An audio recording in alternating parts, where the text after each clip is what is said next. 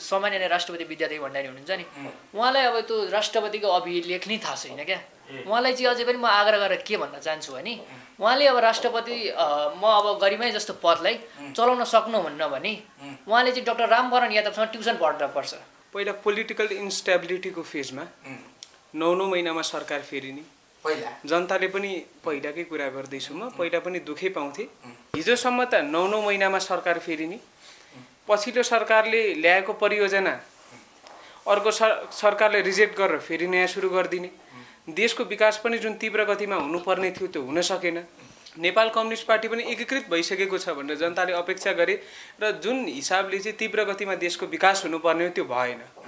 अब यस्तो पहिलाको तुलनामा अब राज संस्था पुनर्स्थापना भयो भने अब गर्ने त अब हामी त जनताकै शासनले त गर्ने। अब राजालाई पनि त के कति अनुभव छ होइन, पढेर यो त बुझेर बोल्यो नि, पढेर बुझ्नुभयो त्यो बुझाउनुस् न मलाई। गणतन्त्रले इच एन्ड एभ्री सेक्टर जहीँ पनि नि कहाँ दिएन चाहिँ भन्नु न, दियो भन्ने होइन, कहाँ चाहिँ दिएन चाहिँ यो कुरा भन्नुहोस् न, कहाँ दिएन भन्नाले ओली प्रचण्ड लड्नुभन्दा होइन यो करिब अगाडि नै देखेको हो क्या। यो बिचमा ओली प्रचण्ड खनाल यस्ता माधव नेपाल यसले गरेर मात्र शासन राजाले गर्ने, राजै आएर देश कायापलट हुन्छ भन्ने मेरो व्यक्तिगत रूपमा मान्यता होइन। भनेको मुलुक बन्नुभन्दा अगाडि मुलुक बस्नु पर्यो र बचाउनका निमित्त राज संस्था आवश्यक छ। होइन किन पारस मात्रै छन् र परिवर्तन गर्न सक्ने एकमात्र व्यक्ति भनेका राजा हुन् भन्नुहुन्छ। तपाईँ सबै एक ठाउँमा आउनुहोस्, हामी सबै एक ठाउँमा आएर मात्र सङ्घर्ष गऱ्यौँ भने यो आयातित व्यवस्थालाई विस्थापित गर्न सक्छौँ। अब हामी सबैजना जाग्ने बेला आएको छ, यो परिवर्तनमा सबैजना अब संलग्न हुने, सहभागिता जनाउने बेला आएको छ। यो सङ्गठनको नेतृत्वमा हुने आन्दोलन भनेर हिजोको जनयुद्ध जस्तो माओवादीको नेतृत्वमा आएका छैनौँ। स्वतन्त्र नेपाली नागरिकहरू नेपालको झन्डा बोकेर दलभन्दा माथि उठेर, व्यक्तिगत स्वार्थ दलीय स्वार्थभन्दा माथि उठेर राष्ट्रको निम्ति अब योगदान हामी पुर्याउनका निम्ति र ठुलो क्रान्ति ल्याउनका निम्ति चाहिँ हामीहरू यो राष्ट्रिय नागरिक आन्दोलनमा सहभागिता जनाउँ भनेर म सम्पूर्णलाई चाहिँ आह्वान गर्न चाहन्छु। भ्रष्टाचार त यहाँ अन्य त धेरै लुकाइएको छ। पहिला नेताहरू, त्यसपछि अख्तियारका प्रमुखहरू, जो भ्रष्टाचारी छ नि त आइजिपी भन्नाले अब कति पनि त राम्रा पनि त छ नि। डिआइजी रमेश खनाल जस्ता व्यक्तिलाई त मैले हाल्ने भनेकै छैन। यहाँ त छ नि त जलाल प्रचण्डका चोर गधा यस्तालाई चाहिँ हामी जेल हाल्छौँ।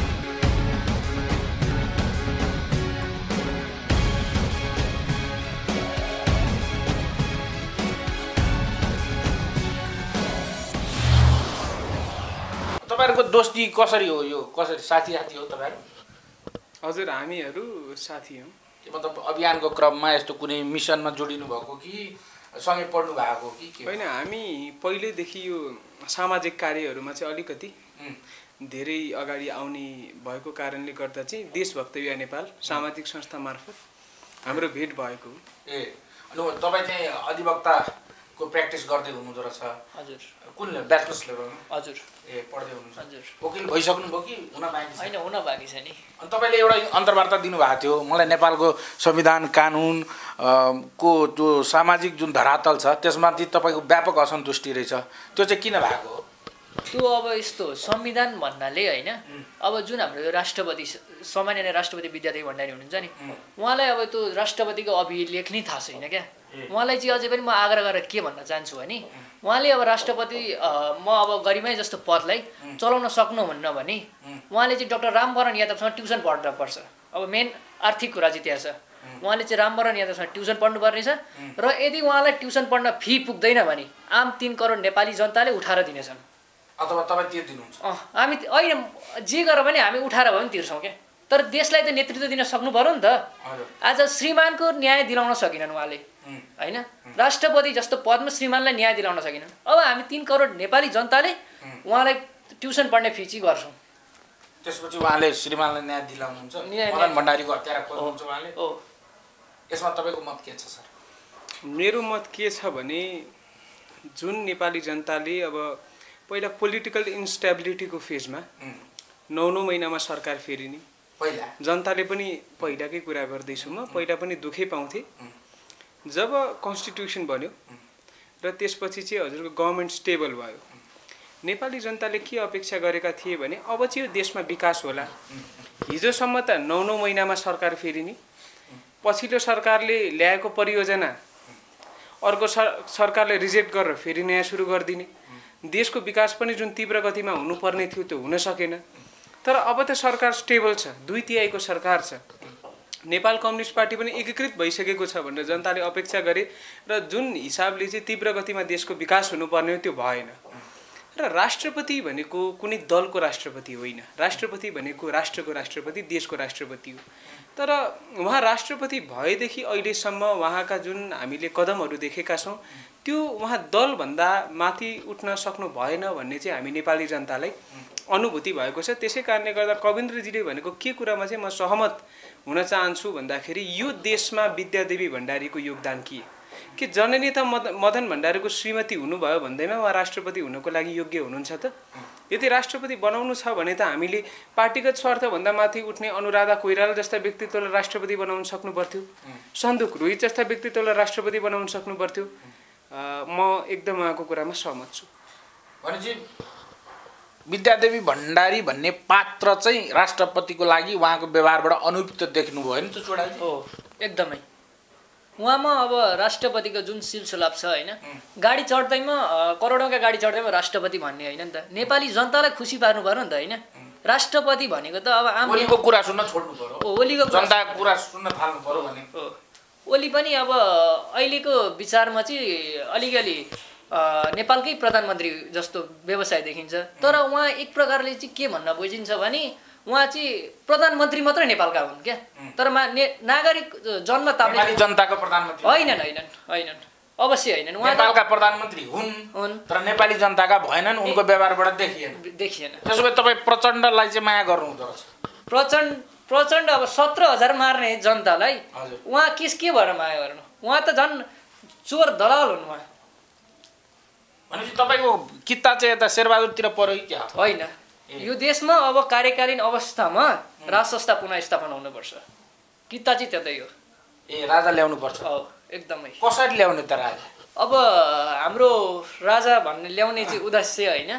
अब केसम्म राजा ल्याउनु पर्छ त भन्नुभयो होइन? तपाईँले राजनीतिक अनुभव कति गर्नु भएको छैन होइन? मलाई नै तपाईँले अब जस्तै तपाईँ पत्रकार भएर मलाई इन्टरभ्यू लिनुभएको भए चाहिँ म राजा ल्याउने स्याउने कुरा त मलाई थाहा छैन, उनी कसरी आउँछन् त्यो पनि थाहा छैन मलाई, उनलाई कसले ल्याइदिन्छ त्यो पनि थाहा छैन। तपाईँलाई त थाहा र चल्नु उहाँलाई ल्याउने होइन नि त। उहाँलाई राजा आऊ देश बचाऊ होइन क्या, राजा ल्याऊ चाहिँ ल्याऊ आऊ होइन। कसरी आउने त? उहाँलाई त अब भोलिका अब तपाईँ ल्याउने अभियानमा हुनुहुन्छ, कसरी ल्याउने त? होइन, अब यस्तो यो ल्याउने भन्दाखेरि पनि अब मैले मात्र ल्याएर त हुँदैन होइन। प्रत्येक नेपालीले अब म अझै पनि के भन्न चाहन्छु भने प्रत्येक नेपालीले साथ दिनेछन्। र अब यो पुष 27 गते पृथ्वी जयन्तीबाट सुरु हुन्छ होइन, र यो चैत भित्रमा राजालाई पुनःस्थापना गरिन्छ, दरबारमा छिराएरै छोडिन्छ। हजुर तपाईँ छिराउनुहुन्छ? होइन, मैले मात्र छिराउने होइन नि त, तपाईँले पनि त साथ दिनु पर्यो नि त। राजा त मेरो मात्र होइन, देश सकिँदा मेरो मात्र सकिने होइन नि त होइन। जस अब देशमा इज्जत रहँदा मेरो मात्र त रहने होइन नि त, तपाईँको पनि त रहन्छ। नेपाली जनताको इज्जतको निम्ति प्रतिष्ठाको निम्ति राजा ल्याउन जरुरी छ भन्ने तपाईँको मत? कसरी यसलाई व्याख्या गरिदिनु त? राजा हुँदा के हुन्छ अथवा यी दलहरूले शासन गर्दा के बिरायौँ हामीले, त्यसको फेरिस्त राखिदिनुहोस्। अब राजा ल्याउँदा चाहिँ के हुने हो भने होइन, यी जति पनि भ्रष्टाचारहरू छन् होइन, मौलाइरहेको भ्रष्टाचार होइन, अब यो दुनियाँ छन् अहिले पारदर्शी छ र पो तपाईँ हामीले डाटा पायौँ यसले भ्रष्टाचार गर्यो उसले गर्यो। राजतन्त्रमा त त्यसो हुँदैन थियो। एउटा कुरा नि तपाईँलाई, राजा महेन्द्रले सूर्यबहादुर थापालाई धनकुटा जाँदा भेटेका थिए अनि उनको पर्सनालिटी देखेर राजा महेन्द्रले उनलाई काठमाडौँ बोलाए। पछि तिनै सूर्यबहादुर थापा पटक प्रधानमन्त्री पनि भए। त्यस्ता मान्छे रातारात भागेर भारतीय दूतावास छिर्नु परेको थियो दरबारको डरले। दरबारको शासन पनि त डेन्जर थियो नि त। हजुर, तर अब यस्तो पहिलाको तुलनामा अब राज संस्था पुनःस्थापना भयो भने अब गर्ने त अब हामी त जनताकै शासनले त गर्ने। अब राजालाई पनि त के कति अनुभव छ होइन। तपाईँ बुझेर बोल्दै हुनुहुन्छ कि पढेर बोल्दै हुनुहुन्छ? होइन, पढेर, यो त बुझेर बोल्यो नि, पढेर बुझ्नुभयो त्यो बुझाउनुहोस् न मलाई। अब बुझ्न त अब के छ भने होइन, उन्नत लोकतन्त्र भन्ने छ र जनताले अब गर्ने प्रजातन्त्र होइन त, यो गलत भइरहेको छ क्या।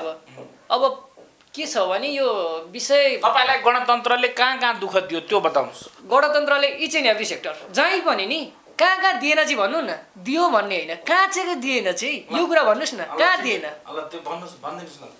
सबैतिर दियो नि। यहाँ भन्ने त साध्य नै छैन, मैले मात्र भनेर हुँदैन नि त, यहाँ सबैले देखिसकेका छन् नि त। अब नभए किन अब लाखौँ मान्छेहरू होइन त। अनि ओली प्रचण्ड लडे, त्यही बिचमा राजा ल्याउनुपर्छ स्पेस के पाउनु भएको थियो, कति उफ्रे होइन। यो भन्नाले ओली प्रचण्ड लड्नु भन्दा होइन, यो करिब अगाडि नै देखेको हो क्या। यो बिचमा ओली प्रचण्ड झलनाथ खनाल यस्ता माधव नेपाल यसले गरेर मात्र होइन क्या, शेरबहादुर देउवाले गरेर मात्र होइन। अब ओली सरले पनि अब के कति राम्रो कदम चाल्नु भएको छ होइन। यो अहिले एकदम अर्जुनजी ठिक छ। तपाईँ भ्रष्टाचार विरोधी अभियान्ता पनि हुनुहुन्थ्यो, कुनै बेला धेरै शब्दावलीहरू खर्चिनु भयो त्यसका निम्ति। यद्यपि भ्रष्टाचार अब के कति उन्मूलन भयो, कति जनजागरण पैदा गर्न सक्नुभयो तपाईँका कुरा भयो। त्यसपछि विभिन्न सामाजिक संस्थामा तपाईँ लागिरहनु भएको छ। पढाइको साथसाथै एक्स्ट्रा करिकुलर एक्टिभिटिजमा तपाईँको विशेष योगदान देखिन्छ। यो व्यवस्था परिवर्तन कुरामा, राजा ल्याउने कुरामा तपाईँको मत चाहिँ के छ? तपाईँको मित्रले आफ्नो कुरा राख्नु। तपाईँको प्रश्नको उत्तर दिनुभन्दा अगाडि मनोज सर, म के तपाईँले भन्न चाहन्छु भन्दा नेपाली हाम्रो अहिले राजनीतिमा लाग्नुभएका नेपाली कङ्ग्रेसका नेताजीहरू हुनुहोस् या नेपाल कम्युनिस्ट पार्टीका नेताजीहरू हुनुहोस्, उहाँले के भन्नुहुन्छ भन्दा 240 वर्षको राज संस्थाको योगदान के? हामीले के बुझ्नुपर्छ भन्दा पृथ्वीनारायण शाहदेखि गिर्वाण युद्ध वीर विक्रम शाहदेवको पालासम्म यो देशलाई एकीकृत गर्नका निमित्त, यो देशलाई विदेशी शक्तिहरूद्वारा जोगाउनका निमित्त नै त्यो समय खर्चिएको थियो। उहाँहरूले खर्चिनु भयो, समाप्त भयो। त्यसपछिको 104 वर्ष राणा शासनमा राजाहरू शक्तिविहीन हुनुहुन्थ्यो। त्यसपछि यो नेपाल स्वतन्त्र मुलुक भइसकेपछि वास्तवमा स्वतन्त्र रूपमा यो देशमा शासन गर्न पाउने पहिलो राजा भनेका राजा महेन्द्र वीर विक्रम शाह हुन्। शाहपछिका अन्य राजाहरू यताउता गर्दै सिद्धिए भन्नु। हजुर, एकदमै उहाँहरू शक्तिविहीन हुनुहुन्थ्यो। दुईजनाले मात्र कार्यकालीन गर्न पाउनुभयो, महेन्द्र र वीरेन्द्रले। गिर्वाण युद्ध वीर विक्रम शाहदेवज्यूको पालापछि। र तपाईँले अघि जोड्नु भयो नि पञ्चायतको शासन एकदमै खतरनाक थियो भनेर। हामीले सडकमा उफ्रिन पाउने मात्र अधिकार खोजेका छैनौँ। यो सडकमा उफ्रिने पनि काम किन भइरहेको छ त? देशको समृद्धिको लागि, देशको उन्नतिको लागि, देशको विकासको लागि होइन र? 12 वर्षभन्दा पनि छोटो शासनमा राजा महेन्द्रले जुन देशप्रति गर्नुभएको योगदान छ, आज गाउँ गाउँमा सिंहदरबार भन्छन् गणतन्त्रवादीहरू। यो गाउँ फर्क अभियानबाट ल्याएको होइन, त्यो कसले ल्याएको? यो देशमा उद्योग कल कारखानाहरू कसले स्थापित गरेको थियो? विभिन्न सडकहरू निर्माण कसले गरेको थियो? यो देशको इज्जतलाई कसले बढाएको थियो? राजा महेन्द्र वीर विक्रम शाहले होइन। उहाँकै त्यो छोटो कार्यकाल देशको सबैभन्दा उत्पादनशील काल भनेर चिनिँदैन।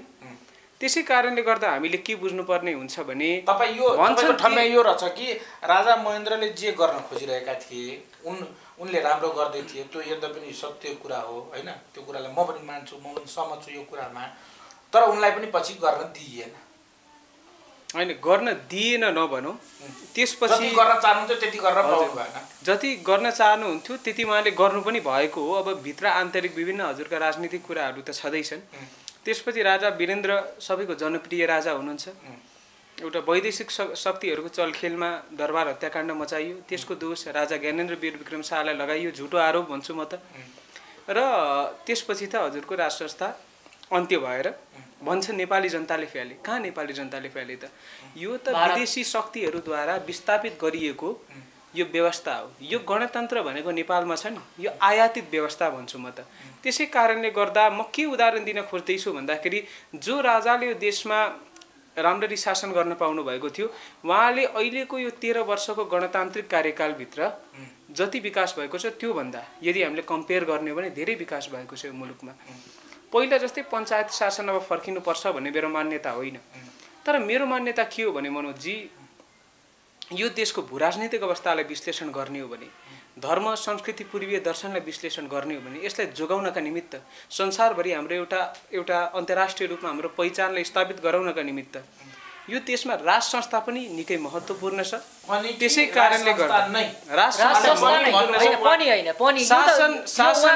शासन राजाले गर्ने, राजै आएर देश कायापलट हुन्छ भन्ने मेरो व्यक्तिगत रूपमा मान्यता होइन।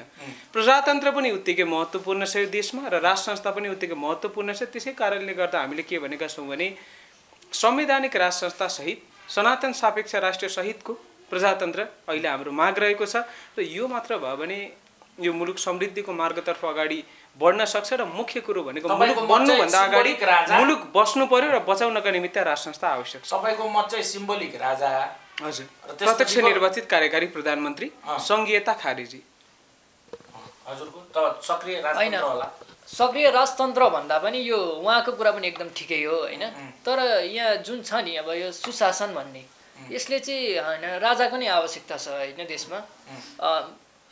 प्रजातन्त्र भन्नाले पनि अब के बुझिन्छ भने जे होस् तपाईँले राजा ल्याउनु पर्छ ल्याउँ भन्नुभयो होइन, कुन राजा ल्याउने? राजा ज्ञानेन्द्र? राजा ज्ञानेन्द्र नि। अनि पारस युवराज हुन्छ, फेरि अर्को राजा त पारस हुन्छ त फेरि होइन। किन पारस मात्रै छन् र वैकल्पिकमा पारसका छोरा पनि त छन् नि, छैनन् त? किन अब पारसले अब अहिलेको दिनमा पो अब राजा भन्दिनँ भने नि त किन अब भोलि उनलाई पनि त अब यो अहिले दुनियाँ होइन अब के उनको पनि त इन्टेन्सन के छ होला होइन, उनलाई पनि त अब भोलिको दिनमा राम्रो हुनसक्छ, पहिलाको जस्तो सुधार हुनसक्छ, उनले पनि त अब नसाहरू छोड्दै जान सक्छ होइन। के खान्छन् भन्छन् अब नेपाली जनताले होइन, त्यो पनि त हुनसक्छ नि त। छोडेर सुध्रियो भने उहाँलाई पनि राजा बनाउने सम्भावना होइन। त्यो अब त्यो भोलिका दिनमा देखिने कुरा हो, अहिले नै त नभनौँ होइन। अब मेरो गजीमा 1 लाख रुपियाँ छ, हजुर तपाईँ ब्याङ्क हुनुभयो, मैले डिपोजिट गर्दाखेरि पछि फिर्ता पनि नहुन सक्छ भने डिपोजिट गर्छ त कसैले? होइन यस्तो हो, त्यो भनेको चाहिँ उनलाई युवराज नबनाए पनि होइन उसको मान मर्यादा चाहिँ राख्नुपर्छ। कुन मर्यादा? के गाँजा खाएर के मर्यादा? होइन गाँजा त अब त्यो गाँजा भनेको चिज यस्तो हो अब होइन, त्यो उनले मात्र खाएको नदेखौँ न। अहिले यहाँ जुन गणतन्त्रवादीका छन् नि नेताका छोराहरू तिनीहरूले पनि त दुनियाँ होली वाइन गरेर खाइरहेछन् करोडौँ होइन। यस्तो बाउले भन्दा पनि उनीहरूको 5 पुस्तासम्मले खाएका छन् क्या। यहाँ करोडौँ भ्रष्टाचार भइरहेछ, कहाँ गइरहेछ त? एउटा नेताले मात्र खाएर सक्छ त? सक्दैन नि। कहाँ अब 5 स्टार होटलमा एक दिनमा करोडौँ खर्च हुन्छ त होइन। अब यहाँ अब हाम्रो प्रधानमन्त्री केपी ओलीको मृगौला बनाउन वा या गर्न जुन उनकी भान्जीले दिन् नि, अब त्यहाँ पनि त त्यत्तिकै त उनको अब एकैचोटि घर बन्छ, कसरी बन्छ त? तर यो राज संस्था पुनःस्थापना हुँदा त यस्तै अब मृगौला दिँदै, अब मृगौलाका रोगी त धेरै छन् नि त नेपालमा, किन प्रधानमन्त्रीलाई मात्र हक छ मृगौला लाउने? गरिब जनता आज बाटामा सुत्नुपर्ने आवश्यक देखिएको छ नि त होइन। आज सडकमा कतिपय काठमाडौँ जिल्लामा होइन अब मुनि भुइँभुइँमै सुतिरहेका हुन्छ स्ल्याबमा, के तिनीहरूले पाए त न्याय? तिनीहरूले सुत्ने ठाउँ पाए, आवश्यकता पाए? समग्रमा गणतन्त्रले केही दिन सकेन भन्ने तपाईँको तर्क? होइन दिन सकेन होइन, कहिल्यै सक्दैन। सकेन मात्र नबुझौँ क्या, कहिल्यै सक्दैन, यो कुरा निश्चित हो। होइन यस्तो हो, एउटा कुरा चाहिँ के भन्छु भन्दा गणतन्त्र लोकतन्त्र भनेको के हो? लोकतन्त्र गणतन्त्र भनेको जनताको शासन जनताकै लागि हो। तर के नेपाली जनताले आज जनताको शासन जनताकै लागि अनुभूति गर्न पाए? वंशवादी भनियो, नातावाद कृपावादमा लिप्त भएको राज संस्था व्यवस्था भनियो। तर आज प्रचण्डका म अब सम्मानै गरेर भनौँ है, नेकपाका जुन हाम्रो अध्यक्ष हुनुहुन्छ प्रचण्डज्यू, उहाँको आफन्तहरू आज ठुलो ठुलो पदमा नियुक्त भएको देखिन्छ। त्यो त एउटा सक्षम व्यक्तित्वको दक्ष व्यक्तित्वको पद ओगटेको जस्तो भएन त? गणतान्त्रिक व्यवस्थामा पनि वंशवाद त देखिन सकियो नि त। त्यसै कारणले गर्दा के भन्न चाहन्छौ भने यो देशको इतिहासलाई हेरौँ, यो देशको एकीकरण कसरी भयो भनेर हेरौँ। कतिपयले कस्ता कुतर्क गर्छन् भने त्यस भए त भारत पनि राज संस्था हुनुपर्ने। भारतको इतिहास तपाईँले अध्ययन गर्नुभएको छ? धेरै राजा थिए। अमेरिकामा राज संस्था हुनु, अमेरिका कसरी एकीकृत भएको छ, अमेरिका कसरी अमेरिका भयो भन्ने कुरोको अध्ययन गर्नुभएको छ? जुन हामी युके भन्छौँ युनाइटेड किङडम, त्यहाँ हेर्नुहोस् त, त्यो त आज विश्वको सबैभन्दा शक्तिशाली देशहरूमध्ये एक हो। लोकतान्त्रिक रूपमा पनि एउटा आफ्नो सम्मानित एउटा स्तर प्राप्त गरेको देश हो। एउटा राम्रो छवि बनाउँछ। त्यहाँ पनि राज संस्था राखियो, जोगाइयो। किन? परम्पराको लागि, गौरवशाली इतिहास वर्षौँ वर्षसम्म दर्शिरहोस् भन्नको निम्ति। त्यसै कारणले गर्दा यो देशको इतिहासलाई हेरौँ, भूराजनीतिक अवस्थालाई हेरौँ, धर्म संस्कृति पूर्वीय सभ्यता पूर्वीय दर्शनलाई हेरौँ, इसाईकरणको प्रभाव यति बढिरहेको छ। पश्चिमीकरण जताततै मान्छेलाई आज हजुरको पूर्वीय सभ्यता धर्म संस्कृतिको वास्तै छैन।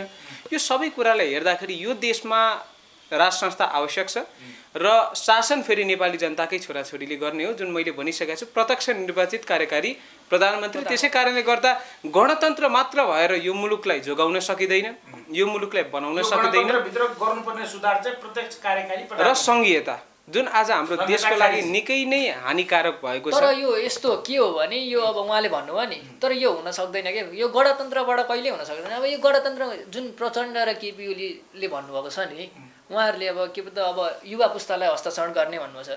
तर यो युवा पुस्तालाई हस्ताक्षरण गर्दा पनि प्रचण्ड तपाईँले कम्युनिस्ट पार्टीभित्र त्यस्ता युवा सक्षम नेता एउटै पनि भेट्नु भएन देख्नु भएन कहाँ कोही नि छैनन् नि अब यहाँनिर युवालाई गर्दाखेरि पनि अब प्रचण्डकै 17 जनामा 16 जनालाई चाहिँ गनिन्छ घटीमा पनि बाइचान्स मिलिहाल्यो भने 17 जनालाई हालिन्छ होइन त अब यो युवा पुस्तालाई गर्दाखेरि देशको राष्ट्रपति रेणुदललाई बनाइन्छ यो योगदान छ होइन रेणुदलबाट राष्ट्रपति होइन यो यस्तो हो नि त अनि अब यो के हो भने खासमा भन्दाखेरि यो अब मेयरबाट मेयर पनि अब नभनौँ उनलाई जनताको मेयर पो मेयर त होइन जनताको मेयर होइन नि कहाँ हो नि त जनताको मेयरको बन्द गर यो क्यामेरा सब पुरै डिस्टर्ब अनि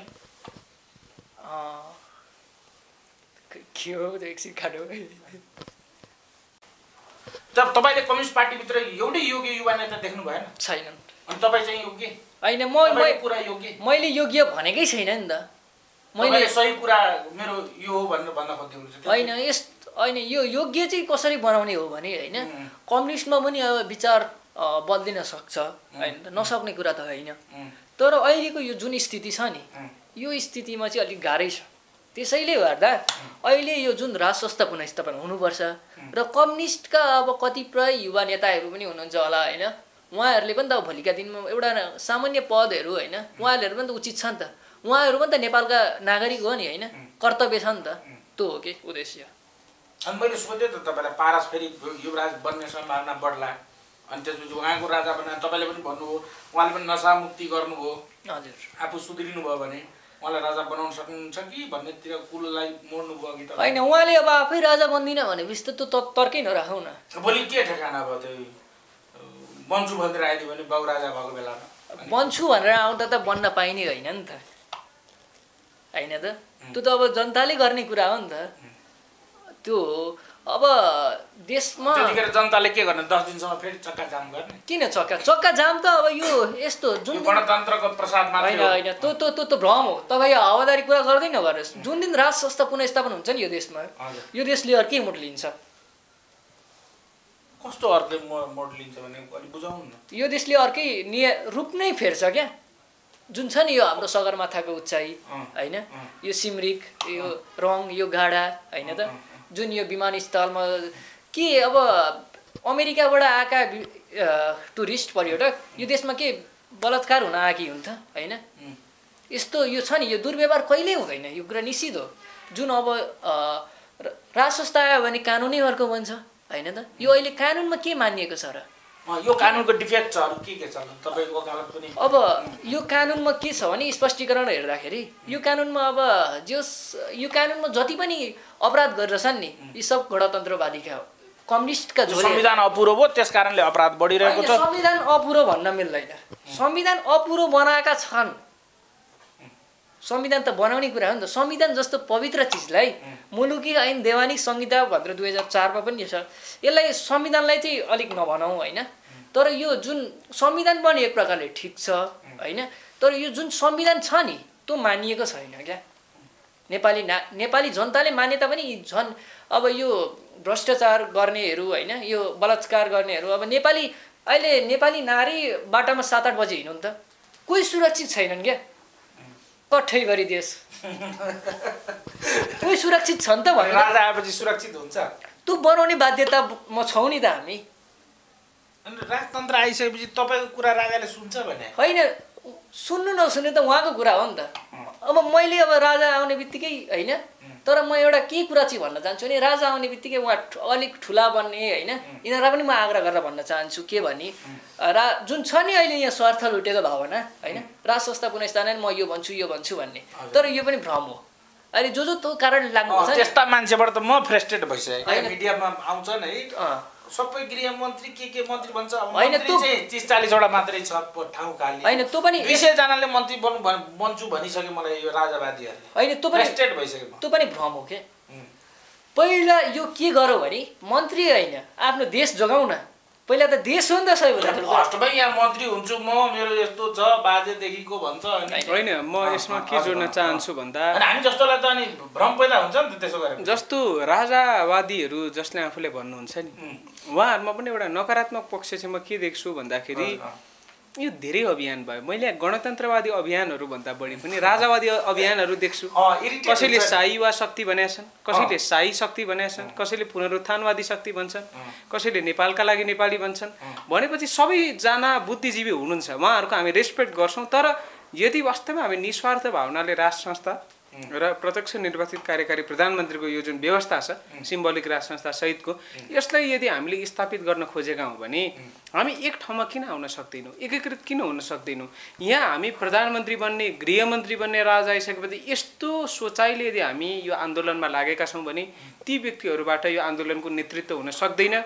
यहाँ हामीले निस्वार्थ भावनाले राष्ट्र संस्था सहितको प्रजातन्त्र ल्याउनका निमित्त हामीले योगदान पुर्याउनुपर्छ र भोलिको दिनमा हामी नेतृत्व गर्नलाई सक्षम छौँ कि छैनौँ भन्ने कुरा यो हामीले मूल्याङ्कन गर्ने कुरा होइन, यो नेपाली जनताले मूल्याङ्कन गर्ने कुरा हो। किनकि प्रत्यक्ष निर्वाचित कार्यकारी प्रमुखको व्यवस्थामा राजाले प्रधानमन्त्री नियुक्त गर्ने होइन, नेपाली जनताले प्रधानमन्त्री नियुक्त गर्छन्। तर भोलिको दिनमा तपाईँ र म त 5 वर्षको कार्यकालको लागि प्रधानमन्त्री बन्न पाउँला। भारतले 1 खरब दिएर देशलाई सिक्किमीकरण गर्न भन्यो भने तपाईँ र म लेन्डुक दुर्जे हुन सक्दैनौँ।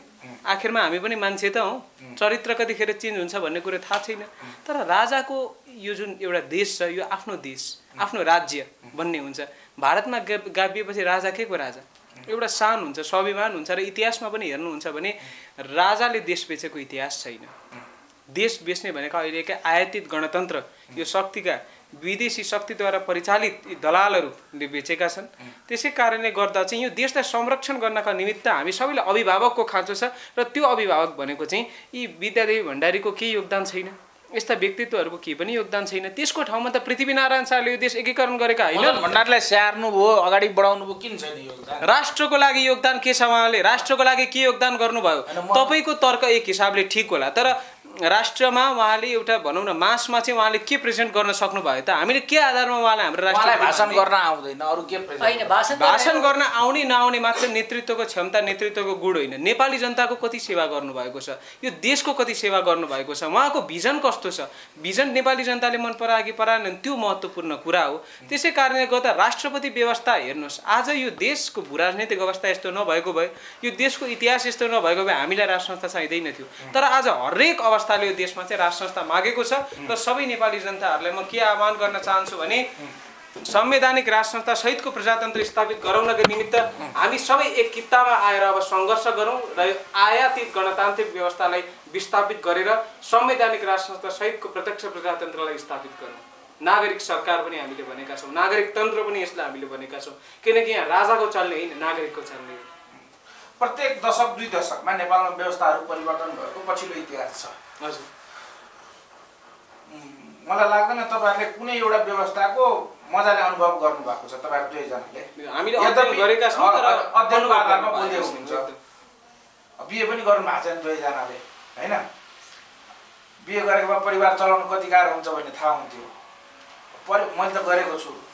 एउटा परिवार चलाउनु त्यति गाह्रो हुन्छ भने राजनीति गरेर देश चलाउन कति गाह्रो हुँदो हो, त्यो कुराको अनुभव बिनै तपाईँहरूले जो बोलिरहनु भएको छ, जो तर्क दिनुभयो, त्यो पक्कै पनि प्रशिक्षणको आधारमा, अध्ययनको आधारमा दिनुभयो।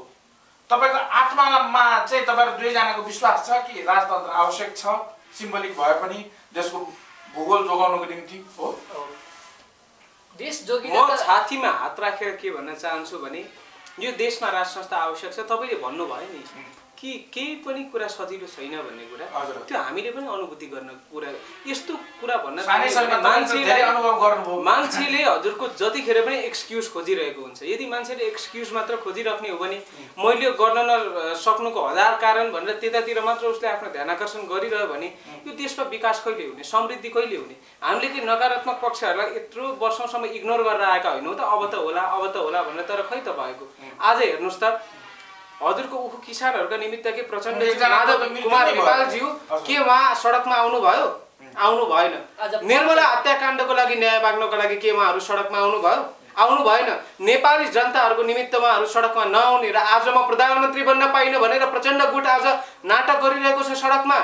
सत्तालाई त प्रदूषित गरेको थियो, आज सडकलाई पनि प्रदूषित गरेको छ। सडकको गरिमालाई, सडकको मर्यादाले पनि आज यो प्रचण्ड माधव गुटले गिराएको छ। त्यसै कारणले गर्दा जो नेताहरू स्वार्थी छन्, जनताको बारेमा सोच्न सक्दैनन्, यो नेताबाट देश कायापलट हुन सक्दैन र यो आयातित गणतान्त्रिक व्यवस्थाबाट यो मुलुकमा परिवर्तन हुन सक्दैन, यो मुलुकले समृद्धि प्राप्त गर्न सक्दैन। त्यसै कारणले गर्दा हामीलाई संवैधानिक राज संस्था सहितको प्रत्यक्ष प्रजातन्त्र स्थापित गर्नुपर्छ भनेर भनिरहेका छौँ। आज भोलि अर्जुन पौडेल कुन मोर्चामा हुन्छ? म हेर्नुहोस्, कुनै मोर्चामा होइन, म एउटा स्वतन्त्र नागरिक हो। जुन अहिले हाम्रो यो स्वतन्त्र नागरिक आन्दोलन भनेर सुरु गरेका छौँ 2077, यहाँ कुनै अभियानले लिड गरिरहेको होइन, सबै नागरिकहरूले लिड गरिरहेको। डाक्टर सुरेन्द्र भण्डारी पनि हुनुहुन्छ, बालकृष्ण न्यौपाने पनि हुनुहुन्छ, लगायतका विभिन्न हजुरका बुद्धिजीवीहरू पनि हुनुहुन्छ। उहाँहरूको नेतृत्वमा यो आन्दोलन भइरहेको छ। त्यसै नेतृत्वमा चाहिँ म अहिले सहभागी छु।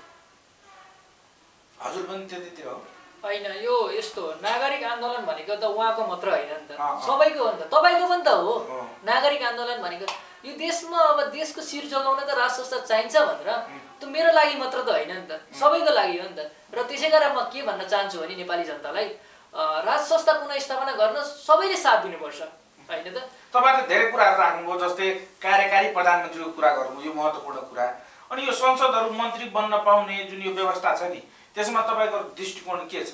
यदि त्यो रोकियो भने पनि त भ्रष्टाचार कम हुन्थ्यो कि, चुनावमा 2-4 करोड खर्च हुने, रक्सी मासुमा भोट दिने त्यो अलि बन्द हुन्थ्यो कि? त्यसमा तपाईँको धारणा के छ? संसदहरू मैले तपाईँलाई भनिसकेको छु, जस्तै प्रत्यक्ष निर्वाचित कार्यकारी प्रमुख यो देशको राजनीतिक अवस्थालाई विश्लेषण गर्ने हो भने यो देशलाई जसरी विदेशी शक्तिहरूले पछिल्लो केही दशकदेखि ल्याबोरेटरी बनाएका छन् टेस्ट गर्ने, यो तपाईँ भन्नुहुन्छ नि विभिन्न व्यवस्थाहरू ल्यायो, यो विदेशी शक्तिहरूद्वारा चाहिँ परीक्षण गर्नका निमित्त कसले चाहिँ उहाँहरूलाई सहज वातावरण पुग्छ त भनेर धेरै जस्ता व्यवस्थाहरू त आज विदेशी शक्तिको इसारामा उहाँहरूलाई एउटा मोहरा बनाएर आज प्रयोग गरिएको छ। यो मात्र हजुरको आदर्शमा बनाइयो। संसदभन्दा पावरफुल हजुरको राष्ट्रपति हुँदैन। मैले तपाईँलाई अघि 5 वर्षको उदाहरण दिइसकेँ। यसपालि त राष्ट्रपति होला, अर्को पालि जितौँला कि नजितौँला के थाहा भन्ने कुरो हुन्छ हामीलाई।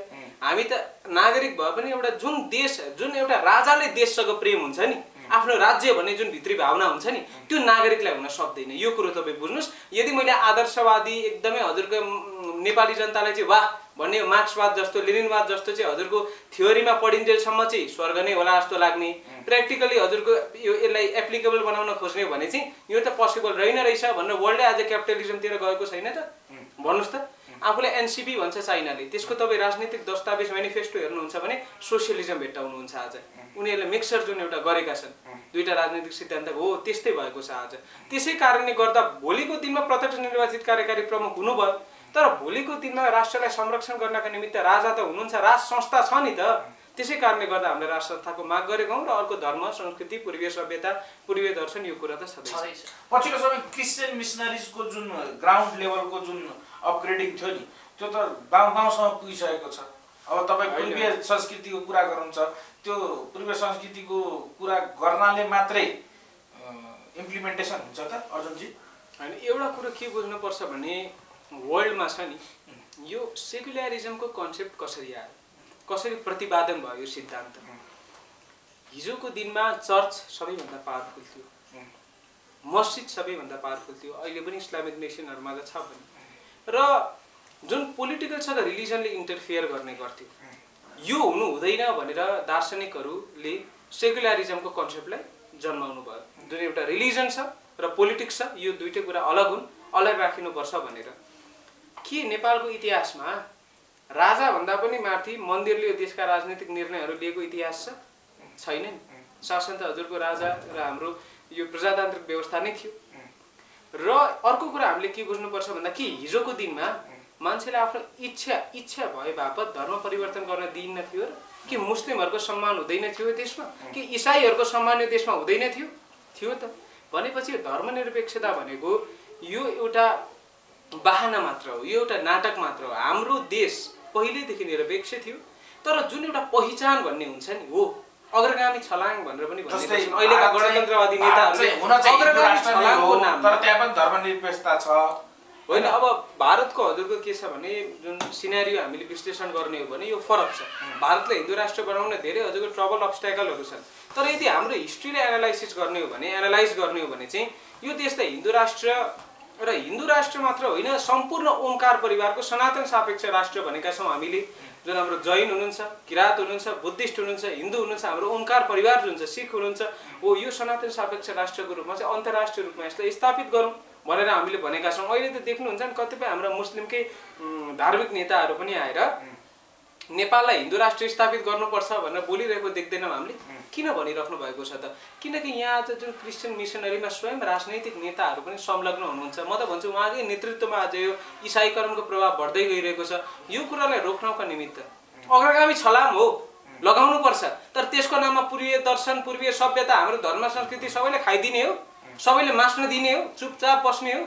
यसलाई पनि सँगसँगै संरक्षण गर्दै लग्ने हामी नेपाली जनताको, हामी ओमकार परिवारको के हाम्रो कर्तव्य होइन र?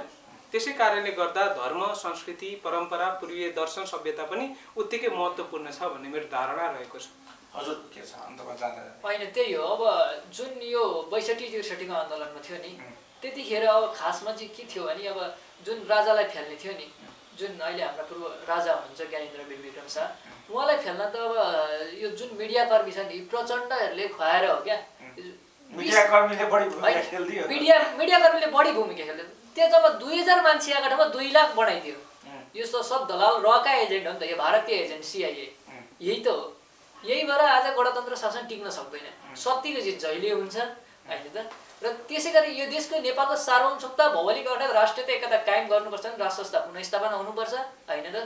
अब के छ भने खासमा विचार सबै व्यक्तित्वको एउटै मात्र अहिले सोच बदलिएको छ होइन त?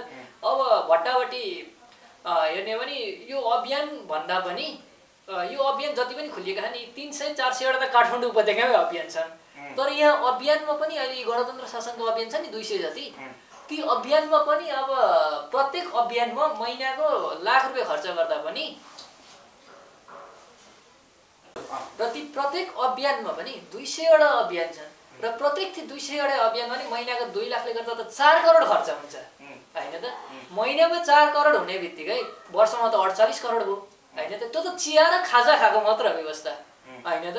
अनि मान्छेको अभियान धेरै भयो। अभियान धेरै भयो। तपाईले पनि धेरै अभियान भ्रमण गर्नुभयो, के छ हजुरको यसमा कन्फ्युजन? व्यक्तिको नाम नलिऊ के? म भनेको राजनीतिक शास्त्र अध्ययन गरेर अन्तर्राष्ट्रिय राजनीतिलाई बुझेर त्यसपछि राजनीतिमा आएको मान्छे होइन। म भनेको यो देशलाई चाहिँ अब परिवर्तन यो मेरो देश हो भनेर बोल्नु भएको। यो मेरो देश हो, मेरो समाज हो, यसमा राम्रो होस्, विकास होस्, समृद्धि होस्, उन्नति होस्, प्रगति होस् भन्ने मेरो सोच, म जस्तै हजारौँ युवाहरूको सोच। अनि जबदेखि नेपालका लागि नेपालीको क्रेज चरम उत्कर्षमा पुगेको थियो नेपालमा, तबदेखि यो अभियानबाट केही होला भनेर म लागेको पनि थिएँ।